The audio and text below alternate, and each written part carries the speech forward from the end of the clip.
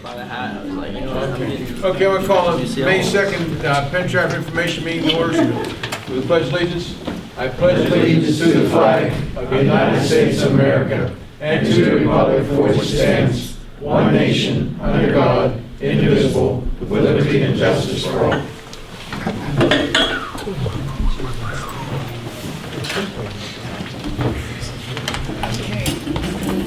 Special reports. We need a roll call. I'm sorry. I'm sorry. You're right. I apologize. Thank you. Mrs. Issing. Here. Mr. Kachasik. Here. Dr. Koshko. Here. Mr. Leonard. Here. Mr. Matarazzo is absent this evening. Mr. Nemec. Here.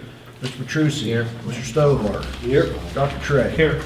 You have a quorum, Mr. President. Thank you. Mr. Lega. Okay, special reports. Myself, career tech. I was unable to attend the meeting last month because of family issues. The graduation is next Monday night, and our next meeting is the just trying to second, third, fourth, 18th of this month is your next meeting, career tech. And also the budget will be passed. We need six out of 9 to pass the budget for career tech, and I hope you get a unanimous, no, it won't be unanimous, majority to approve that. Okay, executive session, we also discussed real estate personnel. No, he hasn't. Exec said we discussed real estate, we discussed personnel and other matters dealing with the employees. Okay, information, Dr. Harris. Sure. First off, we have Trent Stones, our student union representative. Thank you, Dr. Harris. Like I said last week, we don't have much to report. School is finally winding down. I'm smiling as I say that, you know, we're ready for summer. Glad we have this hot weather. Elections are tomorrow, and we'll let you know who wins the following week. And prom is coming up pretty soon. We had a mock accident. It was absolutely amazing. I think that a lot of people benefited from it. You can see the cars out in the front. Quite a few rescue people. Rescue squads. Is that correct? Correct. I don't know. The rescue people came out and showed us how they would rescue people from a car. There was a party and stuff like that. That students went into cars, then they wrecked the cars, and eventually they were rescued or killed. And it was meant to like show that you shouldn't drive at prom. So it was pretty cool. And if you guys had stuff to do with that, we really thank you. It was very impactful. That's it. All right, thank you so much, Trent. Next, we have Mr. Inglace for the instruction update. Thank you, Dr. Harris. Thanks for helping me out here today. We have the project's going pretty well. We got a lot of work going on in the pool area. We have extensive work in the kitchen area, and we're very optimistic in that everything's going to be done by the time kids come back to school. So we've been keeping tabs with the contractors relative to that date of August 18th when they need to be done. They've assured me that they're on target. It should be done in time, you know, with the exception of some, you know, minor issues and punch list types of things. They will still be around in September, I'm sure, to address some things like that. But the project is on track to be done as scheduled. We have $16,758 worth of change orders approved this month, so it's not as bad as it could be.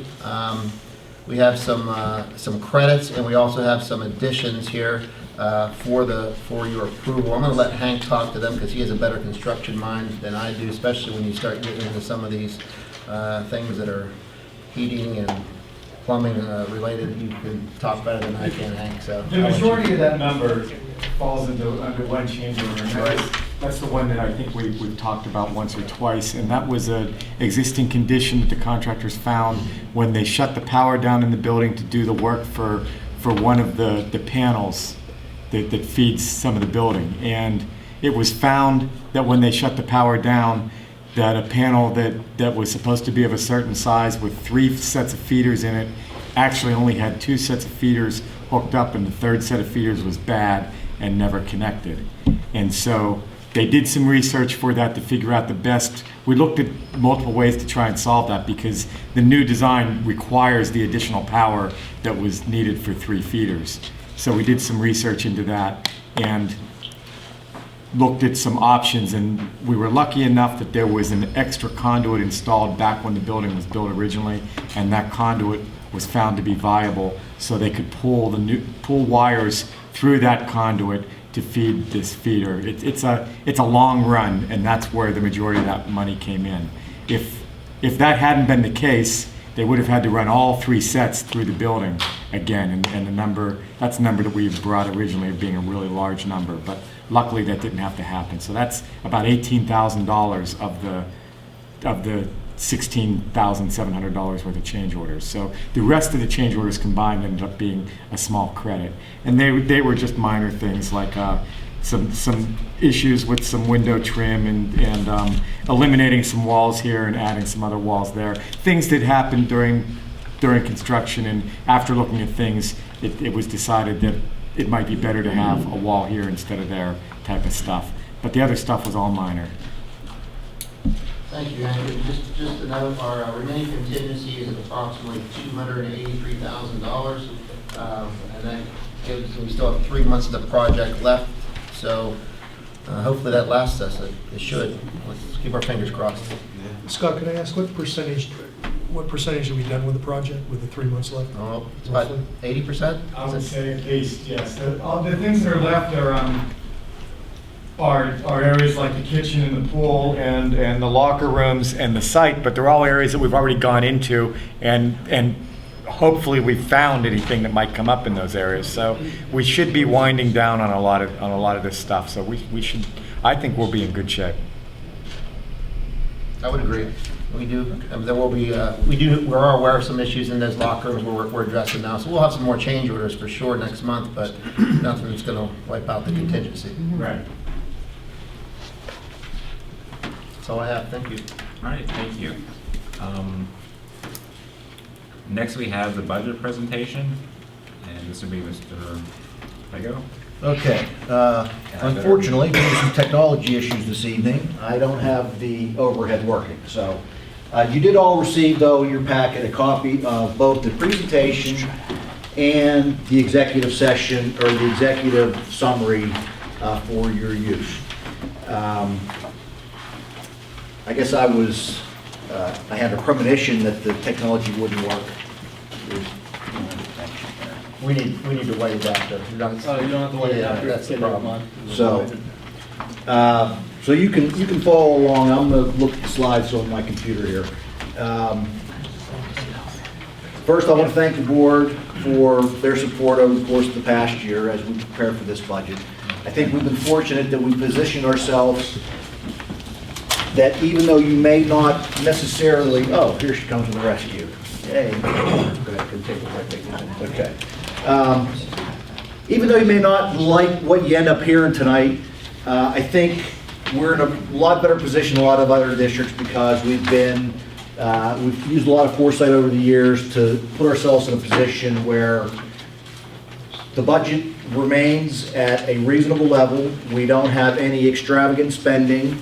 We've maximized our revenues, and we faced some challenges in terms of what both the state and federal government have done to us in terms of our funding levels. So, again, I thank the board for their support. I thank Dr. Harris and Mr. Inglace for their input and their thoughts and their efforts to keep things in check.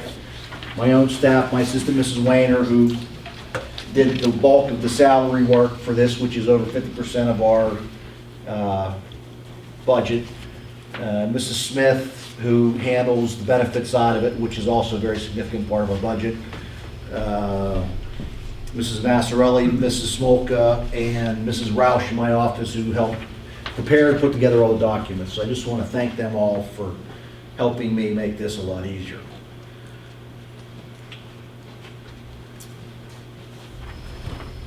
So, okay, you're getting there.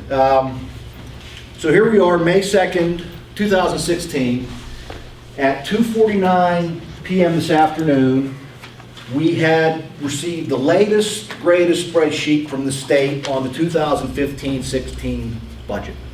So here we are presenting 2016-17, and only today did we receive the latest version of the state's attempt to try to get 15-16 settled. So very difficult for us to put together any sort of accurate revenue numbers when we don't know from the state what we're getting for the current year, let alone next year. So what you'll see tonight is a work in progress. Again, we try to get out early, get our job done, unlike the politicians in Harrisburg who never seem to get us a budget on time.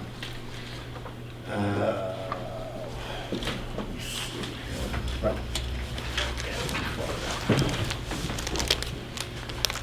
Okay, so while we're waiting for Mr. Blaze to fire it up. Okay, for the 15-16 school year, our budget expenditures were $51.5 million. For the upcoming 16-17, we're projected to be at $53.8 million, an increase of $2.3 million or 4.5%. Of that $2.3 million, $1.6 million is attributed directly to the increase in the PSERs or the pension cost of the district. Another $800,000 relates to salary increases. So when you look at that $2.3 million increase, the lion's share are for those two items. Throughout the budget, it'll be pretty redundant when I keep saying the increases are due to salaries and benefits, salaries and benefits, salaries and benefits. The only real increases in expenditures outside of that are contractual costs of transportation, some increases in our special education costs, some new equipment throughout the district, but all of those numbers are relatively small in comparison to what those two, the PSERs and the salaries are. Revenues for the current year were $51.6 million. Next year projected to be $53.3 million, an increase of $2 million or 4.03 increase. So we're not quite balanced at this point. We will continue to work over the course of the next month before final passage to bring down our expenditures and to utilize our revenues in such a way that we not only address the operation of the district, but the future of the buildings and the configuration of the district going forward. I know the board is committed to putting together and approving a plan that will shape how the district's going to look over the next 10 or 15 years. Thanks, Scott. Okay, so there's the slide I was just talking about. So in the interest of the Penguin game everyone's going to go see, I'm going to try to move through it quickly. Feel free to stop me and ask any questions, but we can also discuss this further next week and in our first June meeting before final adoption. I mean, this will change before we adopt the budget in June. Okay, what were the big changes? Well, real estate, and to be right up front, part of that is going to be a recommendation initially to increase the rate of our real estate. We just don't have many other options given the lack of increase in basic subsidy. A big part of our increase in revenue is because for 50 cents on the dollar, they reimburse us for the increase in retirement. The expenditures, salaries, and benefits mostly being in the retirement line item. This graph is a little bit deceiving because at this point the state hasn't yet given us our real estate reduction number, so I had to back that out of state revenues, put that into local revenues. It's a net zero change, but it will at this point show local revenue being a little bit higher, 55%, the state being 43%, and the federal government just over 1%. Again, an increase of $2.4 million in local revenue. $1 million of that is the shift from the state property tax reduction number. The rest of that would be an increase in the assessment of real property, an increase in the millage rate, and the growth of our earned income, which continues to still at this point look to be positive. The state number, the biggest increase would be in the retirement line item, we did receive apparently a modest increase in our basic subsidy, but when you take those numbers and back out the $1 million, it's actually right now showing a decrease of $187,000. That'll show a slight increase when the final budget is passed in Harrisburg and we get that number. The federal revenue number down $218,000. That reflects a loss of access funds, which come from the federal government, which will impact not only the fund balance this year because we're not going to receive what we had anticipated, and we need to start phasing that number out because we won't be receiving those funds in the future. Brett, that access fund, that's directed primarily to our special needs students? That is directly funding our special needs students. Correct. So services which we could previously bill for and be reimbursed, that's changed and we're no longer able to do that. Okay, again, just very briefly, our local revenues a $2.4 million increase, which is actually about $1 million less than that. That increase, Brett, though, 630,000 of that would be in the proposed millage increase? Correct. 600, it proposed, as you said, proposed, not final, proposed. State revenues, again, our basic subsidy increase was about $200,000. The retirement rate would have been about $600,000, but then we're losing $1 million on the property tax, which we expect will come through, but because the state budget form is pre-populated, there's a $0 number in there, I had to take it out and shift it back over to the local. And there we start to see the phase out of the access fund. Did that also, did you also include a possible loss of $100,000 due to us opting out of the lunch program? The lunch program is separate from the general fund budget. That'll be somewhere else in here? You won't see that in the general fund budget. That's in the food service budget, so we don't reflect that number in the general fund. All right, so it'll be somewhere else. Now, at some point, the general fund may have to make that contribution up, but that wouldn't be until next year when we see how the operation is. So that always kind of lags a year behind. So that number you'll probably see in next year's presentation, depending on the results of how it works when we get out of that program. But you're correct that when we opt out of the program, we'll lose $100,000 in federal revenue from the food service program, which we will optimistically make up through increased sales and participation. So there's our $2 million or 4% increase. On the expenditure side, you see 60% goes toward instruction. That's a great thing. That's where our money should be going, into the classrooms. 31% for support. That would be items such as your principal's office, your superintendent's office, business office, maintenance, transportation, health services, guidance, library, etc. Non-instruction at 3%, that's our athletics and extracurriculars basically. And the other uses of 5% is our debt service. I can tell you that 5% debt service is an extremely low number, and that's a good thing. You really don't want a big debt number, and ours is one of the best in the state. You can see consistently the percentage increases. Instruction up $1.4 million or 4.6%. Support $790,000 or 4.9%. Non-instruction $78,000 or 4.6%. And debt service, which we have level funded basically, is up 0.5%. That fluctuates up and down every year just a little bit based on the interest of the principal. So our overall expenditures up to $2.3 million or 4.5%. I think the way those percentages have increased at the same rate basically demonstrate how salaries and PESers are driving the numbers. And again, we haven't really added any additional programs, we haven't made any major purchases, and staffing with, there's a couple of additional positions, but not much change there. So regular programs, these are most of our charges in the classroom. Our regular education programs, a $1 million increase or 3.9%. Special education, up $437,000, again, mostly salaries and benefits. There were a couple positions that we didn't have in the budget last year that are included in there that made that skew that number up a little bit.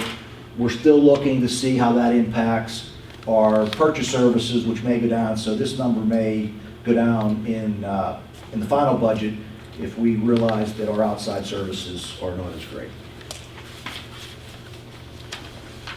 Our vocational technical program, which we will approve their budget next week, really no change in our projected cost. That being mostly a result of us having a few less kids participate based on the whole number of kids in the program.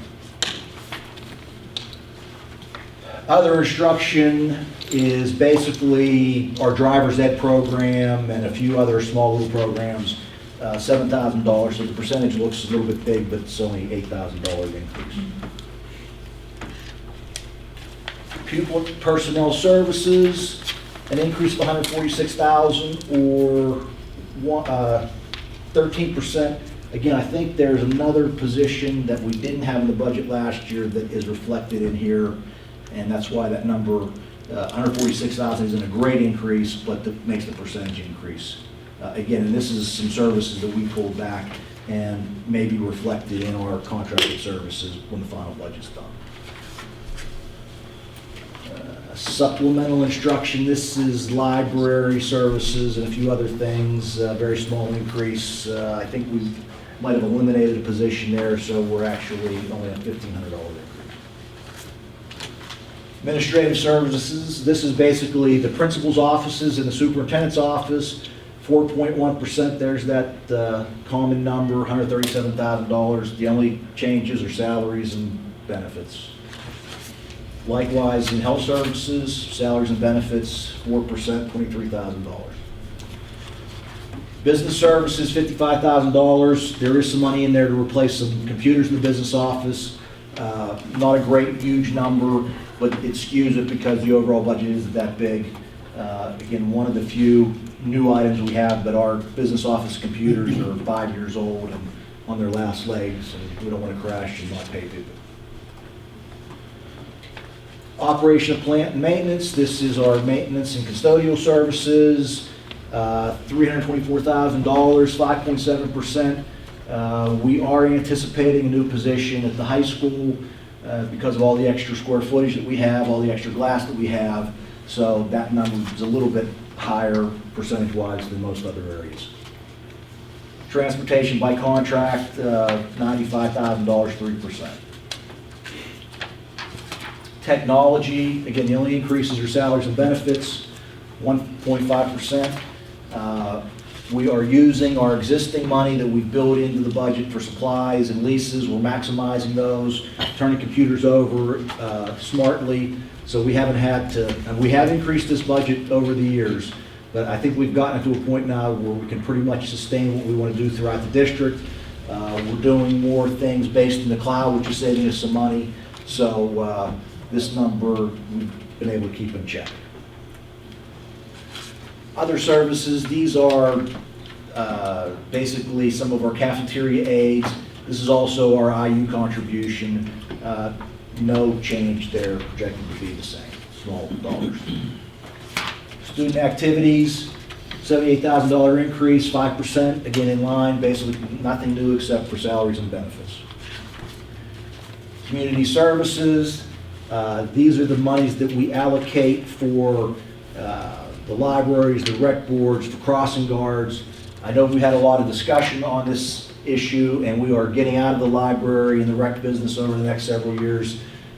But for now, we're going to leave that amount where it's at. And if we find that there are other better ways that we can help the community, we will do so.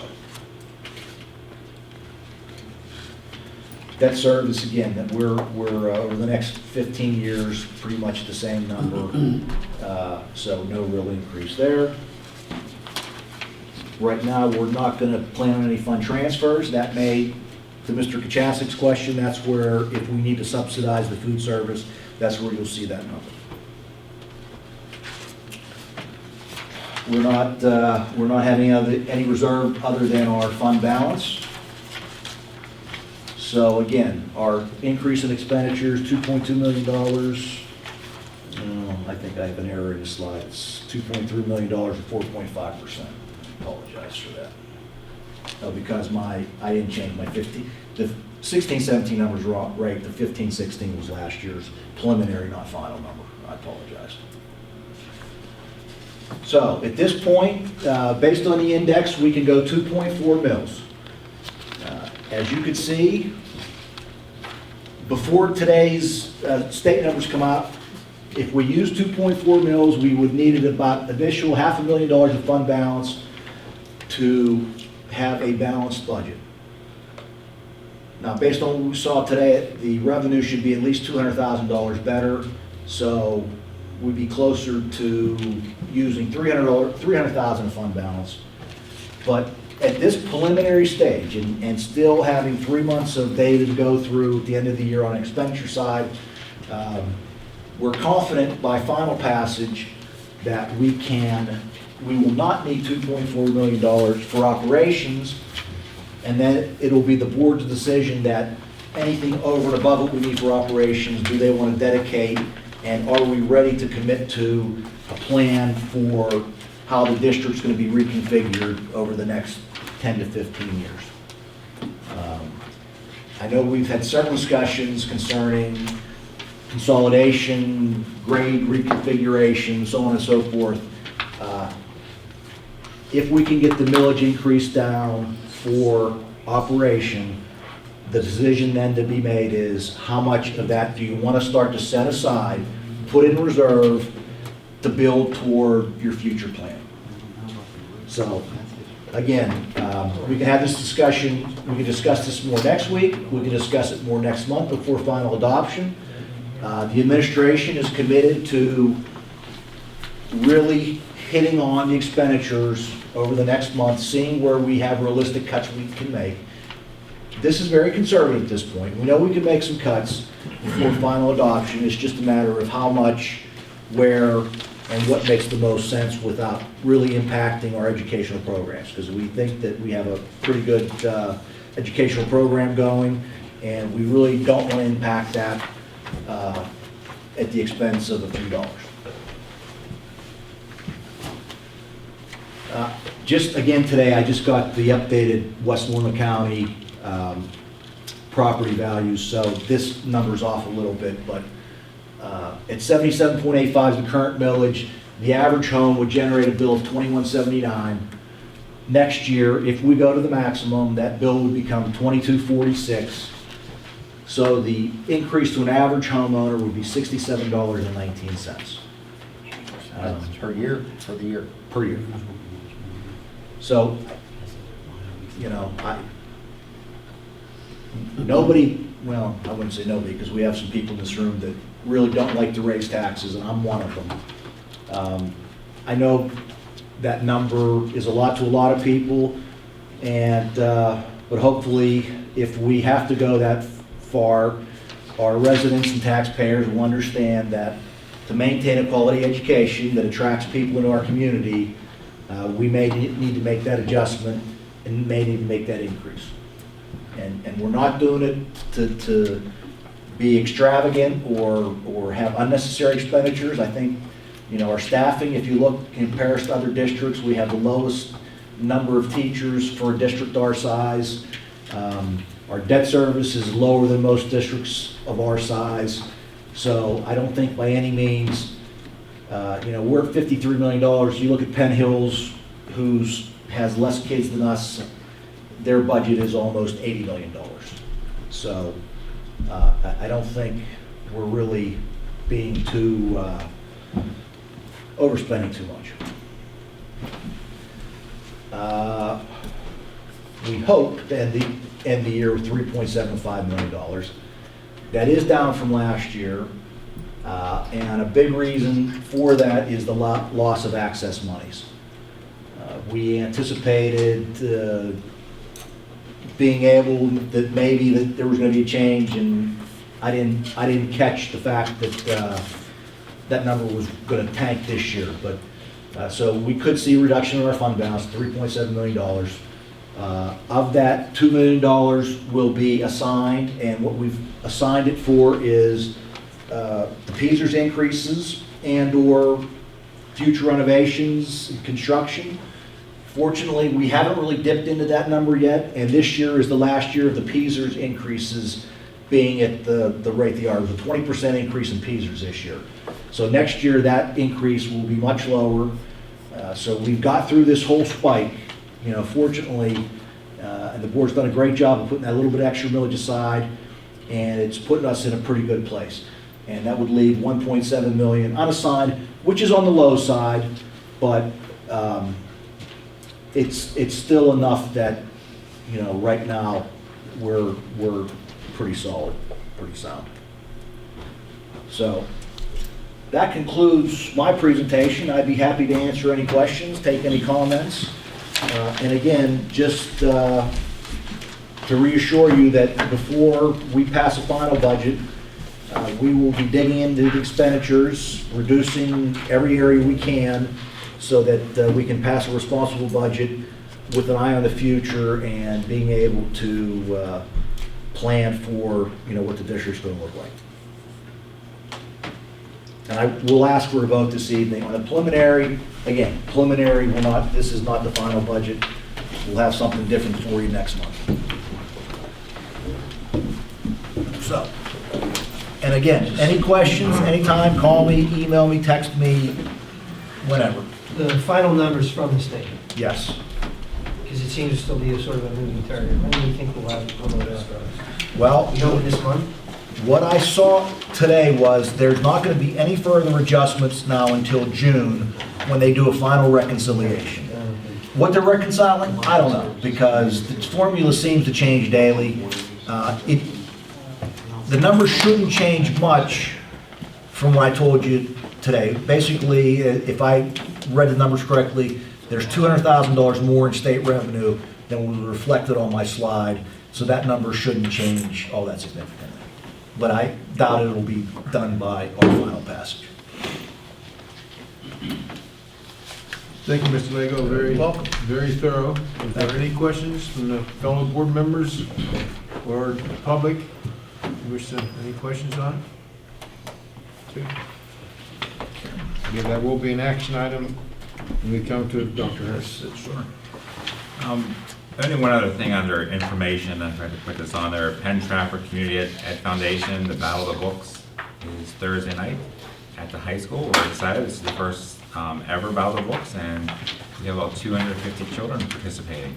So it means we have 250 more kids reading about 8 books each, so more books, more knowledge, and it's going to be exciting. So please come out, read the kids on.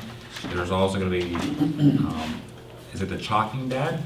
Is that what his name is called? He's gonna be there as well. The guy, he draws with the chalk and presents pictures. I don't know. He's one of the extra speakers or presenters. There's gonna be a photo booth though. Photo booth will be present. Chinese auction, different prizes. Scholastic Book Fair. The Scholastic Book Fair. The nice lady who made the brochures, that even Dr. Harris is going to be there, which I thought was funny. I'm like, oh, okay. And I was reading the flyer. I was like, oh, that's nice of her. But I thought that was kind of comical. So please come out Thursday night. Just a comment from, I ran into a grandmother, attended the Sunrise McCullough Culture Fest, loved it. She said it was unbelievable. So, Yeah, and well, a lot well of done. wonderful organizational groups there. We ended up, she was planning, she thought maybe about 250 people would show up, Patty Kearns, and then we estimated people count due to our traffic controllers about 450. That's great. Wow. And there was plenty of food left, so it'll She be said the one. best thing was the kids were actually, I guess, serving food and seating people, and she said that was fun to interact with them and watch them try and do the job, so. It was 21st century learning at its best. The kids were planning the project, thinking about it, creating, and it's applying what they did to real life learning. And you can't ask for that's. They're going to remember that far more than if they just did by doing a worksheet or reading a book or something. That actually the involvement. So that was very proud, and all the groups that came out and all the different cultures that were represented too. I know Georgia took lots of pictures, and I appreciate that. So we're looking forward to our paper coming out with the story on that. Recognition of visitors, Mr. Yeah, no one signed in, and still open. Anybody, any questions? Any residents from the school district? Okay, thank you. Dr. Harris, continue. Nice. Next week, under athletics and extracurricular, we're going to ask you to accept resignations, employ personnel, and approve volunteer coaches. Under budget and finance, approve the career tech budget for 2016-2017, approve compensation rates for 2016-2017, elect a treasurer for 2016-2017, approve expenditures relating to the high school renovation project according to the schedule, and we talked about that earlier. Approve change order requests, as we discussed earlier. And the next one, I just want to talk about this for a brief moment. We're going to ask you to authorize submission of Plan Con Parts A and Plan B to the state. I'll kind of turn that over to Brett. Yeah, the state in the last budget approval set the Plan Con process back in motion. However, there's a limited window for new projects, and that window closes, I believe it's May the 16th. And by submitting plans A and B, which are basic schematic preliminary plans, if you get those approved and if you get them in before the date, then you are eligible for that project to be reimbursed. Once the final plans, which can be, completely different than the preliminary plans, are approved. So it makes sense for a district if they're planning any projects, and I think during the course of my presentation, I mentioned the fact that the district, the board is planning on coming up with a comprehensive district program, which would include potential construction or renovation. So if we can present some preliminary plans at the state, even though the final plans may look completely different, we'll position ourselves to be eligible for reimbursement. So that's why we'd ask for permission to submit plans A and B, even though it really commits us to nothing, it just sets us in line for reimbursement. We're probably looking at submitting 4 sets of A and B. Okay. A potential middle school project, potential elementary project, actually 2 middle school projects to deal with the 2 middle schools. So we have to do 3 of them, 2 middle schools and 1 elementary. So again, just to get our foot in the door so that we have the potential for getting reimbursement later on down the road. So. Right. How long will that be a placeholder? As far as I know, once they're approved, they're approved. So the placeholder is indefinite. But it does not commit us to doing anything. It doesn't commit us to adding buildings, eliminating buildings, reconfiguring things. It's just basically to get a spot on the list to make sure we get reimbursed. Right. And then George Dunbar has been very active and supportive with all the details and notifying us of different things too as well. So I do appreciate his help. I should ask him the one question of why, like, this date was so, it seemed like it was kind of rushed with the May 15th date. Very, very much so. I mean, and Hank has been agreeable to get some very general schematic drawings together by the 15th so that we could have them approved. So he's going to have a rough time getting it done, but he said he'll make sure he gets it done for us. Well, quite honestly, I believe the reasoning behind that short date was because they don't want to commit any more funds than they really have to. So if they shorten the window, then that limits their exposure on the state level in terms of what's potentially reimbursable. so like I said, this is the time to do it, so we can get it done. All right, then next week, and this is actually for tonight, it's an action item, so I'll refer back. Just real quick, on Plan Con A and B, I, acting as senior board member, and also was involved in renovations over 20 years ago. I asked Dr. Harris just there briefly here now to, what he put in the prospectus last month was very informational for the public to read, and I asked him to present to the board by June 2 suggestions, minimum of 2, no more than 3, that the board can discuss. And then we can also present it to the public and also a cost figure with it. Because right now we have 9 board members that have a big interest and realize it should be done, but we have to start narrowing our vision now to put down to one big scope. And while we are all here together, and because if you wait a few more years, the board changes, and you have different board members don't like this, or do want to add to this, and it can become helter-skelter. So I did ask him that, and so if anybody had any questions after he presents this to us, he did not do this on his own, I requested him to do that. Okay, Dr. Harris, continue. All right. Actually, I'm going to turn it over to you for budget and finance. Okay, we action have an item. action item from Mr. Kachasik.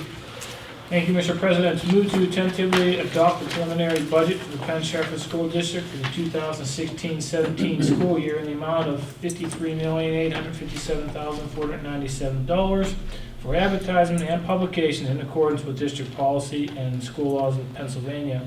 Preliminary budget calls for a 2.4 mil increase in real estate taxes for a total of 80.25 mils. Rate for Allegheny County will be 16.92. Motion by Mr. Kachasik, second on the motion. Second. Second by Mr. Dr. Trey. Any question on motion? Question. Pull the board.